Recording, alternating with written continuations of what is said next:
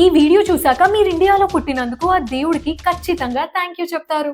Amazon అడవుల్లో ఉండే సటేరే మావే అనే ఈ ట్రైబ్ అబ్బాయిలు బుల్లెట్ చీమలతో నిండున్న ఈ గ్లోవ్స్ ని తొడుక్కొని 10 నిమిషాలు కదలకుండా ఏడవకుండా నిల్చోవాలి. కొన్ని వందల బుల్లెట్ చీమలు కుడుతూనే ఉంటాయి. ఈ నొప్పెంత ఉంటుందంటే భూమి మీద ఉన్న పురుగుల్లో అత్యంత నొప్పిని కలిగించేవి ఈ చీమలే. ఈ నొప్పిని తట్టుకున్నప్పుడే ఒక అబ్బాయి మగవాడిగా మారాడు అని ఇక్కడి నమ్మకం. మన వాళ్ళైతే బలగన్ సినిమా చూసే వారం రోజులు ఏడుస్తారు. ఇండోనేషియాలోని తొరాజా కమ్యూనిటీ ప్రజలు ప్రతి 2 సంవత్సరాలకు ఒకసారి శ్మశానానికి వెళ్లి చనిపోయిన వాళ్ళ పెద్దవాళ్ల సమాధిని తవ్వి అందులో నుండి డెడ్ బాడీస్ బయటకి తీసి వాటితో పార్టీ చేసుకుంటారు. మనమైతే మిస్ యూ తాతయ్య అని ఒక స్టేటస్ పెడతాం. అదే వాళ్ళైతే తాతయ్యని మిస్ అవ్వరనమాట.